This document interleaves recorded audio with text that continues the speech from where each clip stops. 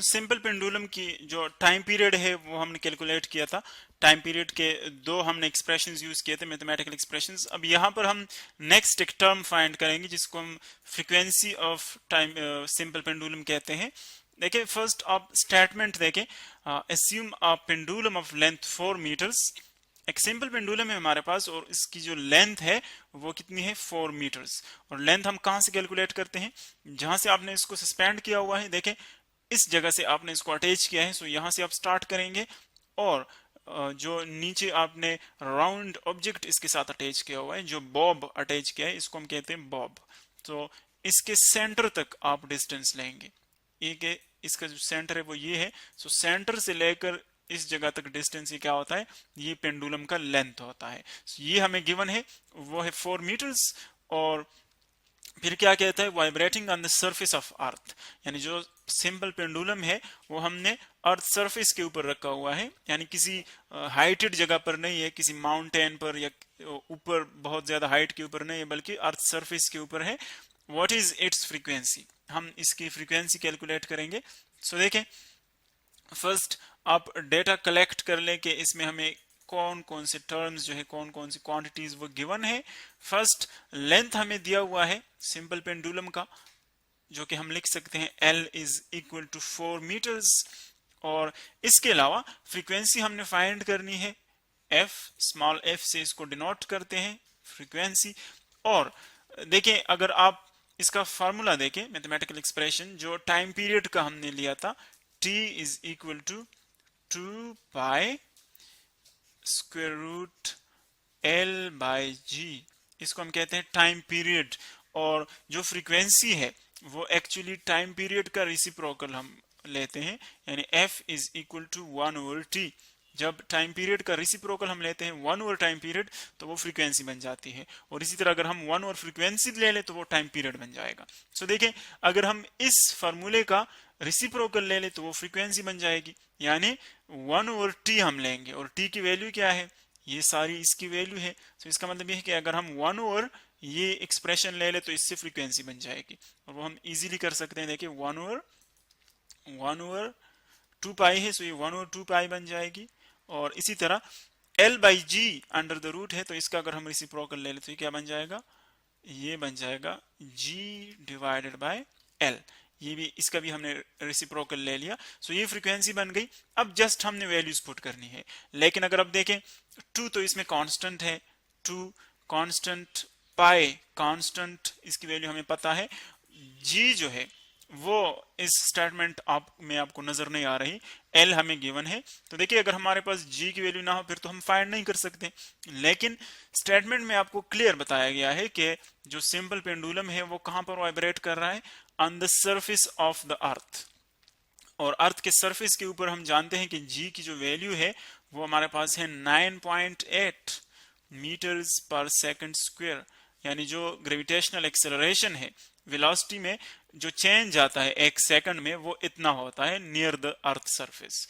और अगर हम अप्रोक्सीमेट वैल्यू लेते हैं राउंड होल नंबर में, सो फिर हम 10 भी ले सकते हैं अप्रोक्सीमेटली, 10 मीटर्स पर सेकंड स्क्वायर। बहुत ज्यादा प्रॉब्लम्स में हम 9.8 की जगह 10 लेते हैं ताकि जो कैलकुलेशन है वो सिंपल हो जाए।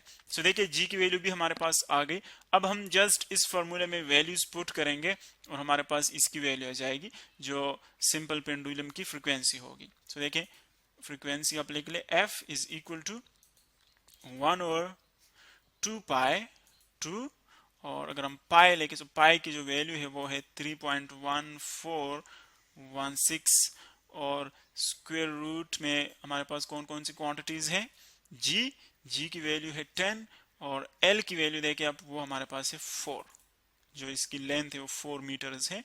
सो देखें अगर आप इन दोनों को मल्टीप्लाई कर ले सो इससे हमारे पास बन जाएगा 1 डिवाइडेड बाय 6.2832, ये इन दोनों को मल्टीप्लाई करके आ जाएगा। और अगर आप 10 को 4 पे डिवाइड कर लें तो देखिए क्या आ जाएगा 2.5, 10 को 4 पे डिवाइड कर लें तो इससे आ जाएगा 2.5। अब देखें फर्स्ट हम 2.5 का स्क्वायर रूट लेंगे, उसके बाद हम इस फिगर के साथ, इस डिजिट के साथ इसको मल्टीप्लाई करेंगे। सो अगर आप देखें 2.5 का स्क्वायर रूट क्या आ जाएगा, 2.5 का स्क्वायर रूट 2.5, इसका अगर हम ले लें स्क्वायर रूट सो ये बन जाएगा 1.58, ये आ जाएगा जो फ्रीक्वेंसी है वो बन जाएगी। देखिए इसकी जगह आ जाएगा 1.58 और बाकी जो वैल्यू है वो उसी तरह आ जाएगी 1 डिवाइडेड बाय 6.2832।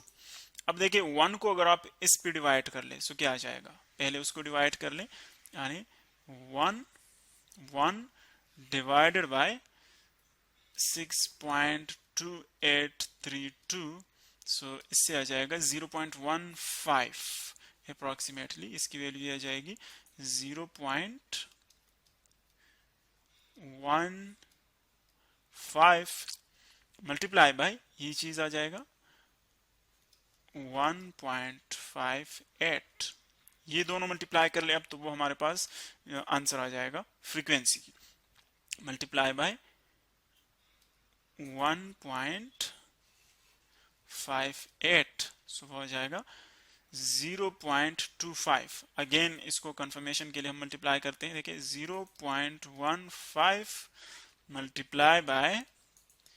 1.58 सो ये आ जाएगा 0.23 इसकी फ्रीक्वेंसी आ जाएगी। तो देखिए फ्रीक्वेंसी का मतलब क्या होगा, जो हमने वैल्यू कैलकुलेट की यहाँ पर f इज इक्वल टू 0.23 और इसकी जो यूनिट है फ्रीक्वेंसी की वो है हर्ट्स।